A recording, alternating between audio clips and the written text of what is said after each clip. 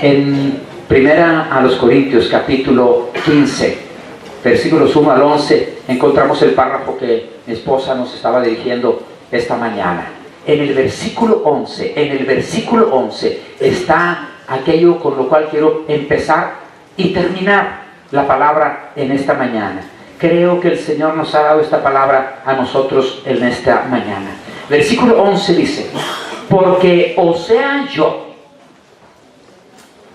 o sean ellos, así predicamos y así habéis creído. Podemos leerlo juntos, hermanos, ese versículo. No sé si lo tenemos en la pantalla. Es primera los Corintios 15, 11. ¿Lo tenemos en la Biblia? ¿Lo podemos leer juntos todos fuerte? Porque o sea yo, o sean ellos, así predicamos y así habéis creído. Pablo recalca esto en su escrito. O sea yo, o sean ellos, sea quien sea, nosotros así predicamos y así habéis creído. Esto predicamos, esto creemos. No predicamos una cosa y creemos otra. No hablamos de una manera y actuamos de otra. Así predicamos, así habéis creído. No tiene por qué haber ninguna razón, y no existe, para que creas diferente, porque no has sido educado de manera diferente.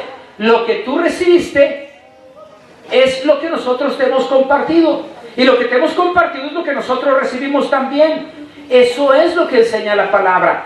Así predicamos y así habéis creído. Es una cláusula de contundencia en el Evangelio de Jesucristo. En el mensaje de la resurrección no hay dudas.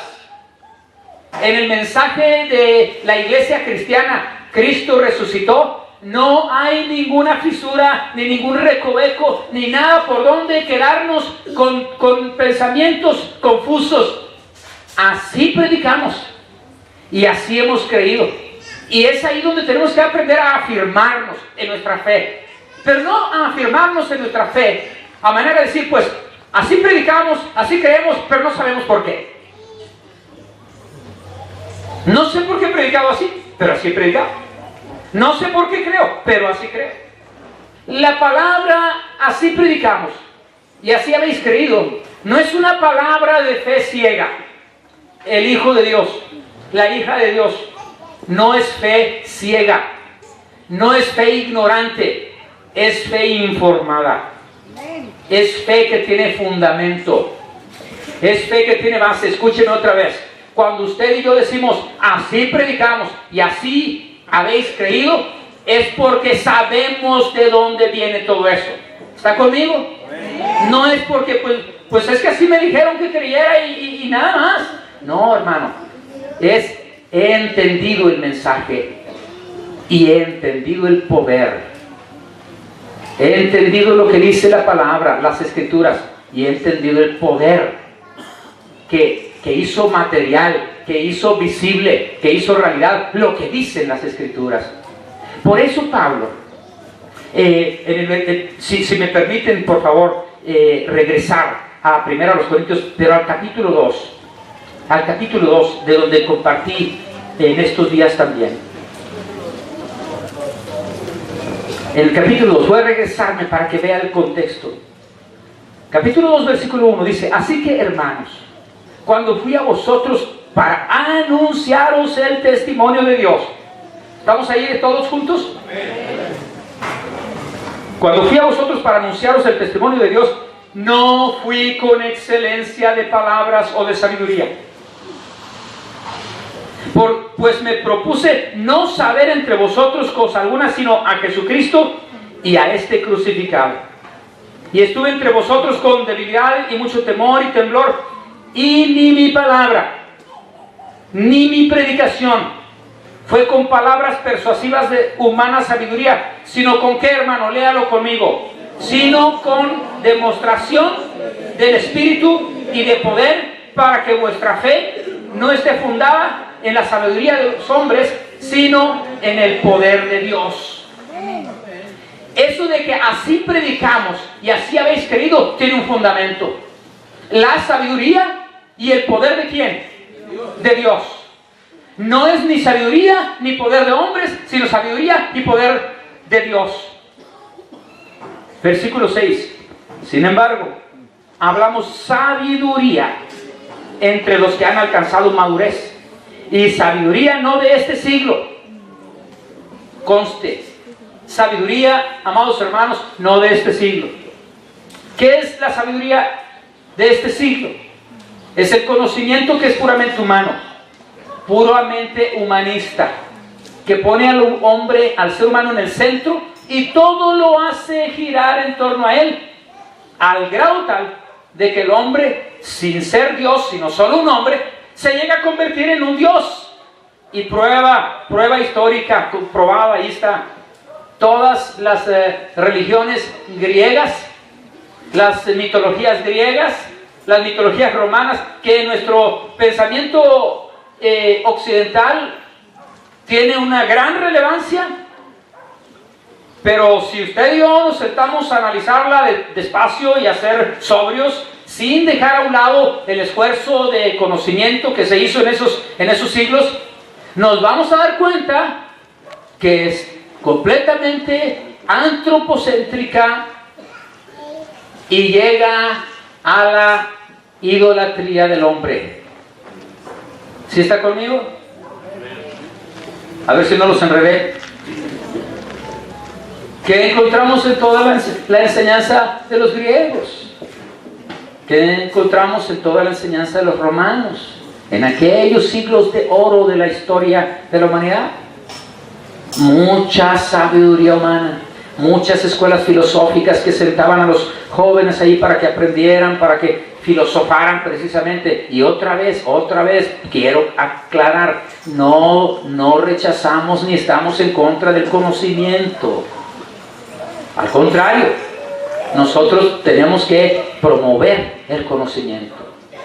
Pero no un conocimiento que se queda centrado en el ser humano para el ser humano, sino un conocimiento que se basa en la sabiduría de Dios y en el poder de Dios, que va mucho más allá de lo que es nosotros solos. Un conocimiento que reconoce que nosotros, seres humanos, que fuimos hechos a la semejanza y a la imagen de Dios, y que fuimos hechos poco menor que los ángeles, seguimos siendo limitados por nuestra naturaleza caída. Y que si no fuese por Cristo Jesús, ustedes y yo tendríamos simple y sencillamente desesperanza y no tendríamos a dónde ir y a dónde aspirar. Así que Pablo está hablando de que nosotros así hemos creído y así predicamos, basados no en sabiduría humana, no en cosas de los hombres, sino en sabiduría de Dios y en poder de Dios. Sabiduría, hermanos, que Dios luego dice que si los hombres hubieran entendido esta sabiduría, no hubieran crucificado a Jesús. Si la humanidad tan docta, tan letrada, tan encumbrada en sus conocimientos, hubiera entendido el plan, el propósito, la sabiduría de Dios, no hubiéramos crucificado a Jesús. Pero como dentro de nuestro cuadrito tan pequeño de sabiduría, o de nuestro puntito tan pequeño de sabiduría, no cabía la cuestión de un Dios todopoderoso, un Dios bueno y sobre todo un Dios santo, la humanidad eligió y escogió hacer sus propios dioses, crear sus propios ídolos y hacerse a sí mismo un Dios. Es mucho más fácil para el ser humano hacerse a sí mismo un Dios que creerle al Dios verdadero. Es mucho más fácil, porque lo hemos dicho en otras ocasiones, tener ídolos es permisivo. Es decir, usted tiene un Dios que es un ídolo y el ídolo le permite lo que usted quiera, pero el Dios santo, amado, ¿qué te pide? Sed pues vosotros santos. El Dios santo que te pide que seas santo, que andes en su camino de santidad, que andes en su camino de perfección. Ahora déjeme aclarar, porque sé que esta es una cuestión que se tiene que aclarar todavía, pero por favor no diga usted es que yo no soy perfecto. Esta es una doctrina muy, muy debatida en muchos lugares. La Biblia dice que los que somos perfectos, esta cosa hagamos, los que somos perfectos. Sintamos una misma cosa. Sí, vayamos hacia la perfección, los que somos perfectos. Ser perfecto, recuerde, en la doctrina bíblica de la perfección, ser perfecto no significa ser una persona que no se equivoca, sino una persona que ha sido limpiada, que ha sido levantada, que ha sido regenerada y que ahora está en perfectas condiciones para seguir a Jesucristo. Ha sido hecho perfecto para el propósito que Dios tiene para él o para ella. Ser perfecto no significa ser infalible. ¿Está conmigo? Es diferente, porque a veces nuestras palabras nos enlazan y luego decimos cosas no solo que no dice la Biblia, sino que están en contra de la palabra. Usted ha sido hecha perfecta en Cristo Jesús. Usted ha sido hecho perfecto en Cristo Jesús. Amén. No los veo convencidos, hermanos.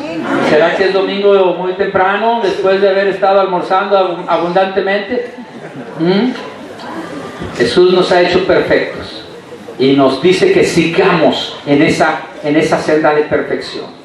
Entonces, amados hermanos, cuando Pablo dice, pues, porque o sea yo, o sean ellos, así predicamos y así habéis creído, estamos afirmando, esta es nuestra fe, pero es una fe informada, es una fe que tiene base. La base de nuestra fe es la sabiduría y el poder de Dios.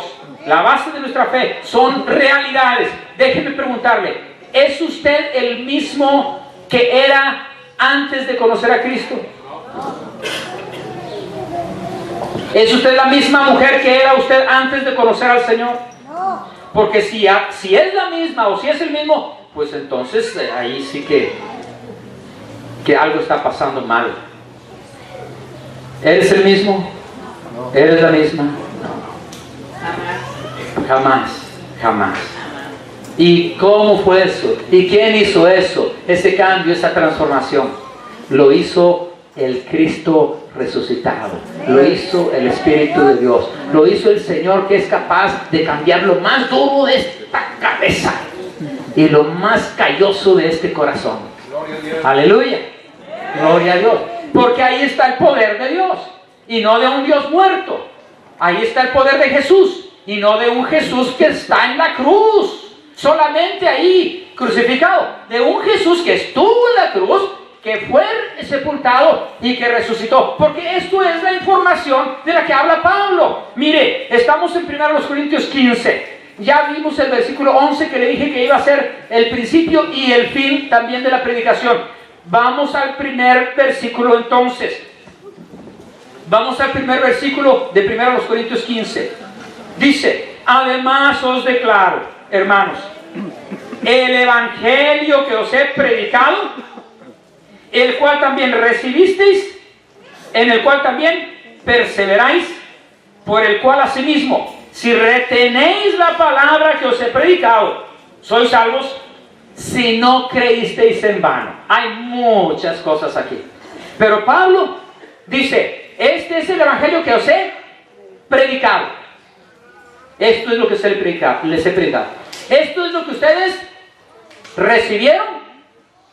Y esto es aquello en lo cual están ¿qué? Perseverando. Esto es, el evangelio que les prediqué es el mismo que ustedes recibieron, es el mismo que ustedes perseveran, es el mismo. En ese evangelio, si ustedes retienen la palabra que les he dicho, ustedes son salvos si no creyeron en vano. Y hermanos amados, si no creyeron en vano. Ahí hay unas preguntas muy profundas. ¿Se puede creer en vano? Sí.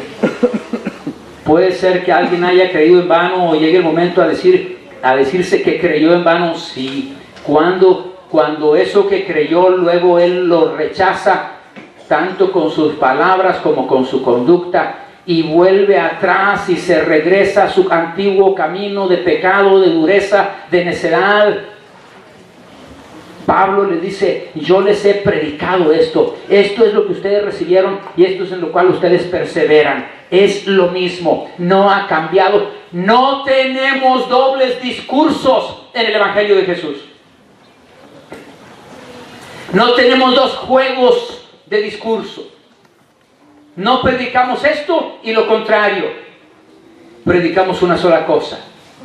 Hay consistencia en el Evangelio de Jesucristo. Hay congruencia en el Evangelio de Jesús. Esto es lo que predicamos. Esto es lo que creemos. En esto es lo que perseveramos. Nosotros seguimos reteniendo la palabra que hemos predicado.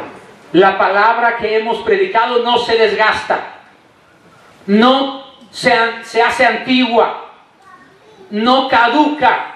El mensaje de la palabra de Jesús no tiene fecha de caducidad, no se echa a perder, no pasa de moda. Para todos aquellos que necesitan escuchar esto, el Evangelio, el mensaje del Evangelio no pasa de moda, no cambia el centro, el corazón del Evangelio, no cambia. ¿Y saben por qué? Porque el ser humano sigue siendo un ser humano desde que Dios hizo a Adán hasta ahora. ¿No es cierto? La misma redención que necesitaba Adán la necesita el ser humano de hoy. Por eso Pablo dice, o sea yo, o sean ellos, quien sea el que predica, esto predicamos, así predicamos y así habéis creído. Cuando Pablo les instruía a los hermanos, precisamente también en Corintios, les dice, porque yo os he enseñado lo que asimismo recibí. Ahora, escuche, versículo 3.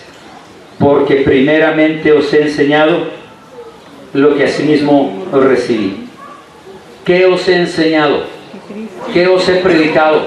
¿En qué han creído? Primero, que Cristo murió por nuestros pecados conforme a las Escrituras. Cristo murió por nuestros pecados conforme a las Escrituras. Es decir, así estaba escrito que Él iba a padecer y así sucedió. Cristo murió. Eso les he predicado, la primera cosa que les he predicado. La segunda cosa que les he predicado es en el versículo 4, que dice, y que fue sepultado y que resucitó al tercer día, otra vez, conforme a las Escrituras. Pablo se remite a las Escrituras. No está inventando mensajes, no está inventando ninguna filosofía, ninguna teología, ninguna doctrina. Era nada más lo que venía desde el Antiguo Testamento, conforme a las Escrituras. Si usted recuerda, Jesús hizo lo mismo, remitirse a las Escrituras cuando venía la tentación de Satanás, conforme a las Escrituras. Él murió, Él fue sepultado y Él resucitó. Esto, como está aquí, hermanos, como está aquí escrito, era la base de los primeros credos. Déjeme decirle que los primeros credos cristianos fueron credos así, cristianos, de toda la iglesia cristiana. Para que tenga un sentido de la historia, oficialmente, la iglesia cristiana inicia desde que viene el Espíritu Santo, cuando los discípulos están reunidos allá en el aposento alto en Jerusalén. Allí inicia la iglesia cristiana, cuando el Espíritu Santo descendió. Allí inicia la iglesia cristiana y se va desarrollando como una sola. Aunque está en todas las ciudades, en muchos lugares y va creciendo, sigue siendo una. Cuando se divide en diferentes, ahora sí que denominaciones. Cuando se divide, probablemente en las primeras dos denominaciones cristianas mayores, grandes, en el siglo IX. Escuche, 1800 y pico, por allá, siglo IX, se divide oficialmente en lo que era la iglesia romana y la iglesia oriental u ortodoxa. ¿Está conmigo? Antes de eso había habido ya movimientos entre el pueblo cristiano, movimientos muy interesantes en la historia de la iglesia. Hay movimientos muy vergonzosos para los cristianos porque perdimos la brújula como iglesia cristiana. Hay guerras, hay asesinatos, hay revueltas, hay un montón de cosas que son de vergüenza para los que nos llamamos cristianos. Pero hasta el siglo IX oficialmente se hace esa división. Y realmente nosotros tenemos una fe, una confesión, una sola, hasta ese tiempo. Después de ese tiempo vienen otros credos, pero antes de ese tiempo ya había un credo. ¿Usted ha oído hablar del credo de los apóstoles? El credo de los apóstoles es cristiano, es cristocéntrico, no tiene denominación. Nadie puede decir este es de nosotros, nada más. Es de todos los cristianos. Y si usted se fija, Cristo murió, fue sepultado y resucitó. Y esto es base de nuestro credo. Yo creo en eso. Y por eso Pablo dice, así predicamos y así habéis, ¿qué cosa? Creído. Así predicamos, así habéis creído. Pero era la predicación bíblica conforme a las Escrituras y era el creer bíblico que a nadie debe avergonzar. Al contrario, nosotros podemos con toda seguridad y todo aplomo y toda firmeza y confianza decir, en esto he creído. Cuando usted se pone de pie o está entre un grupo de personas que le rodean y que le empiezan a preguntar y a pedir cuentas de su fe, cuando usted le puede decir yo creo esto porque así dice la Escritura, escuche bien, eso es lo que usted puede usar como fortaleza. ¿Por qué te predico esto? Así dice Pablo, porque eso es conforme a las Escrituras. Está escrito y es verdad, está escrito, es probado, es cierto. Así que el día de hoy nosotros vemos esta defensa, esta presentación que hace Pablo y le dice, nosotros les predicamos esto es lo que han creído, en esto ustedes perseveran. ¿Qué es lo que les predicamos? Cristo murió, Cristo fue sepultado, Cristo resucitó al tercer día. Ahora, y si alguien dijera, pero Pablo, ese es un argumento circular, eso es un argumento de que pues si yo te lo enseñé y también te doy el elemento teórico de mi enseñanza, el fundamento teórico de mis propios libros, y pues entonces una cosa justifica otra. Es decir, yo te digo que así fue porque así estaba escrito y ahí me quedo. Y eso es un argumento circular, no tiene fundamento en realidad. Pero ¿qué sigue ahí diciendo? ¿Estamos en 1 Corintios 15 todavía? Sí. ¿Qué sigue diciendo en 1 Corintios 15? Y luego dice,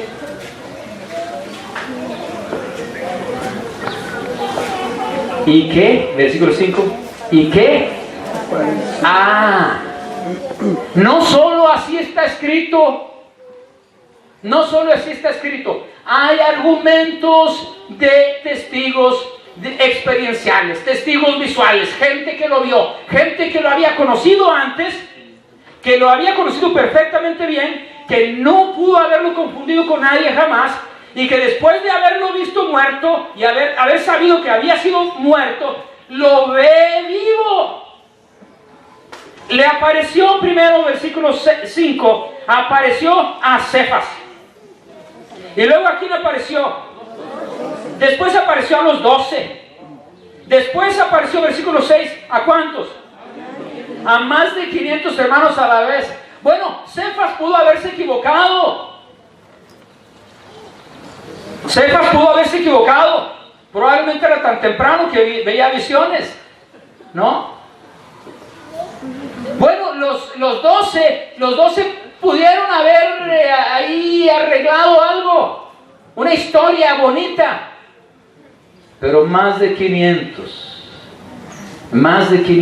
hermanos a la vez. Apareció a más de 500 hermanos a la vez, de los cuales, dice Pablo, muchos que hermanos viven aún. Si quieren, vayan a preguntarles. Es lo que está diciendo. Es lo que está diciendo, ¿no es cierto? O sea, ahí está. Yo les estoy diciendo, allí hay 500 personas, más de 500, que lo vieron juntos. Todos estaban allí cuando Él estaba con ellos, cuando Él apareció, cuando Él les habló. Algunos ya duermen. No como nosotros, ¿verdad? Ahorita no hay ninguno que duerme. Algunos ya murieron, le está diciendo Pablo. Pero otros están vivos. Vayan y pregúntenles. ¿Saben por qué les dice Pablo así? ¿Por qué los trata Pablo así? Porque aún en esa iglesia de Corinto, que era una iglesia fuerte, que era una iglesia llena de los dones del Espíritu Santo, que se ufanaban de que no les faltaba nada. ¡Qué raro! ¡Qué desconcertante! No les faltaba nada de los dones y de la gracia del Señor y de las bendiciones del Señor. Pero muchos estaban diciendo que no había resurrección. ¿Podrá pasar eso en una iglesia, hermanos? Una iglesia que dice que tiene dones y que tiene lenguas y profecía y ciencia y hay milagros y hay de todo. Y que, es más, dice la palabra que ellos nada más estaban esperando que ya viniera el Señor. ¿Ya? ¿Qué más hay? Era lo que pensaban. Pero tenían una terrible área ahí abierta delante del enemigo. Una terrible puerta. Bueno, ¿qué puerta? Era un zaguanzote enorme en el área de la enseñanza y de la doctrina de la resurrección. Y por eso Pablo se atreve a escribirles todo ese capítulo. No les voy a predicar todo el capítulo, pero si usted ve todo el capítulo, más adelante, del 12 en adelante, les dice, ¿y cómo es que algunos de ustedes están diciendo que no hay resurrección de muertos? Y les empieza a decir, si no hay resurrección de muertos, pues vana es nuestra fe, vana es nuestra predicación. Si no hay resurrección de muertos, hermanos, no hay razón de ser de la iglesia. Por eso Pablo está hablando en estos términos. Hey, ahí está Cefas, a él se le apareció. Se les apareció a los 12 juntos. Luego se les apareció a más de 500 hermanos que estaban ahí reunidos. Algunos ya murieron, pero otros están vivos. Si quieren, vayan a preguntarles. Porque es increíble cómo Satanás a veces siembra la semillita de la duda. Y a veces, hermanos, cuando no es semillita de duda, es semillita de herejía. Herejía. ¿Sabía que las herejías son una obra de la carne? En la Biblia dice así, ¿no es cierto? La herejía es una obra de la carne. De la carne cuando quiere saber más de lo que realmente sabe o puede saber. De la carne cuando pretende ser muy iluminada y en lugar de ser verdaderamente iluminada, empieza a alucinar. Por eso el apóstol dice, no solamente murió por nuestros pecados conforme a las Escrituras, no solamente fue sepultado y resucitó al tercer día conforme a las Escrituras. Pablo pasa al argumento de lo práctico, de la experiencia. ¿Quieres testigos? Ahí están los testigos. Aquí están. Cefas, los 12, más de 500. ¿Cómo continúa? Versículo 7. Después apareció ¿a quién? A Jacobo. Después, ¿a cuántos? A todos los apóstoles. Hay muchos. Y luego al final pone esto. ¿Está conmigo? Y al último de todos, como a un abortivo, me apareció a mí. Yo pienso que la lista de apariciones de Jesús que manifiesta Pablo no es exhaustiva. Esto es mi postura personal, nada más. Porque, por ejemplo, esta mañana estábamos estudiando la palabra allí en Juan 21, ¿se acuerdan? Los que estuvieron ahorita en la mañana. Y dijimos que ¿cuántos apóstoles había ahí? 7. Ahí los dice. 7. Bueno, no sé si entiendo bien o no, pero el texto de Pablo aquí de Corintios no nos habla de ningún grupo de 7 al que Jesús se haya manifestado. ¿O sí? En de primero los Corintios. No lo habla, no, al menos no lo menciona o no está claramente presentado. Si está implícito, no sé, pero no está claramente presentado. Pienso que hubo otras apariciones de Jesús que nadie enlista aquí. Pero al final, y esto es algo que resulta importante para nosotros, ¿a quién se le aparece? A Pablo. al último, como a un abortivo, como a alguien que ya ni siquiera hay que considerar, hay que tomarse en cuenta, porque ¿quién va a dar algo por un abortivo? Dice, me apareció a mí. Pablo dice, yo no era digno, yo perseguí a los cristianos, yo maté cristianos, yo aprobé que se apedreara a los cristianos, yo aprobé que se fuera detrás de ellos y que los encarcelaran. Lo que usted y yo vemos en las películas a veces, de películas de los tiempos tempranos del Evangelio, lo que usted y yo vemos es cierto. Es cierto, todas esas persecuciones y matanzas y cosas de esas son ciertas. Y uno de ellos era Pablo. Pero te fijas cómo él dice, al último me apareció a mí, yo no era digno. Y lo que yo sé es que él vino, yo iba en el camino a Damasco, iba a conseguir cartas de los sacerdotes para que me dieran permiso para seguir persiguiendo y trayendo a los cristianos. Y cuando yo iba, me apareció el Señor en el camino a Damasco. Y él empieza a dar su testimonio. Hay 3 veces en el libro de los Hechos en que Pablo da su testimonio. Y lo mismo cada vez, completamente congruente. Yo iba persiguiendo, el Señor se me apareció en el camino y me dijo, Saulo, Saulo, ¿por qué me persigues? ¿Se acuerdan de esa parte de la Biblia? ¿Quiere verla rápidamente? Vaya por favor conmigo rápido al libro de los Hechos. Libro de los Hechos. Vea el capítulo 9. Capítulo 9.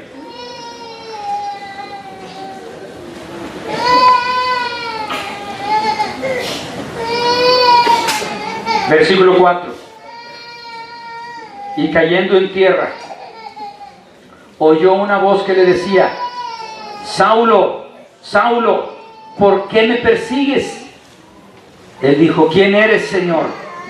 Y le dijo, yo soy, ¿qué, hermanos? Yo soy, ¿quién, hermanos? Jesús, a quien tú persigues. Dura cosa te es dar coces contra el aguijón. Ahí está el testimonio de Pablo. Él había sido perseguidor. Por eso él dice, al último, al final se me apareció a mí. Ahora déjeme le pregunto, ¿y será que Pablo fue el último? ¿Será que ahí se puso el punto final y que el Señor ya no volvió a aparecer a nadie? ¿El nombre de quién se puede poner allí? ¿Cuál nombre se puede poner allí? Después cuando Pablo dice, al último, como un abortivo, se me apareció a mí. ¿Será posible que esta mañana podamos poner un nombre? ¿Cuál nombre puedes poner? El tuyo, el mío. No, Pablo, no fuiste el último. A mí también me ha aparecido el Señor. Me apareció en el momento en que yo más lo necesitaba. Me apareció en el punto de mi vida más crítico. Me apareció cuando yo pensaba que lo conocía todo, que lo tenía todo, que lo podía todo, y de repente se me cayó el mundo encima y no encontraba salida. Y ahí me apareció el Señor. ¿Dónde te apareció el Señor? Hermano, todo hijo de Dios, toda hija de Dios tiene un testimonio así. Hubo un día que yo tuve mi encuentro con Jesús. Hubo un día que el Señor vino a mi vida. Hubo un día en que entendí, Cristo me ama. Dios me salva y me perdona en Cristo Jesús. Hubo un día que allí dio el vuelco mi vida y mi corazón. ¡Gloria a Dios! Desde entonces, así predicamos y así hemos creído. Y así, amados hermanos y hermanas, vamos a seguir predicando y creyendo. Porque el Señor Jesús así nos ha mandado. Estamos aquí como una congregación del Cristo resucitado. No del Cristo muerto, no del Cristo que se quedó en la cruz y hasta ahí, sino del Cristo que murió conforme a las Escrituras, que fue sepultado y resucitó conforme a las Escrituras, Amén. Gloria a Dios. y que fue visto por mucha gente y grupos de personas, y por Saulo, y por mí, Amén. y por mí. Esta es la historia del pueblo de Dios. Desde entonces, cada generación, todo el tiempo, generación tras generación, ha sabido transmitir el mensaje. Cristo murió conforme a las Escrituras. Cristo fue sepultado y Cristo resucitó. Cristo se apareció a muchas personas y ahora se sigue apareciendo. Uno de los testimonios que tal vez he compartido con ustedes y que me llena cuando lo escucho es que en los pueblos más difíciles, en las circunstancias más duras, como son los pueblos musulmanes, hay testimonios muchísimos, bastantes, de apariciones de Jesús, como la aparición que se hizo a Saulo, donde el Señor se les presenta a esos hombres, a esas mujeres, y ellos empiezan a creer en Jesús.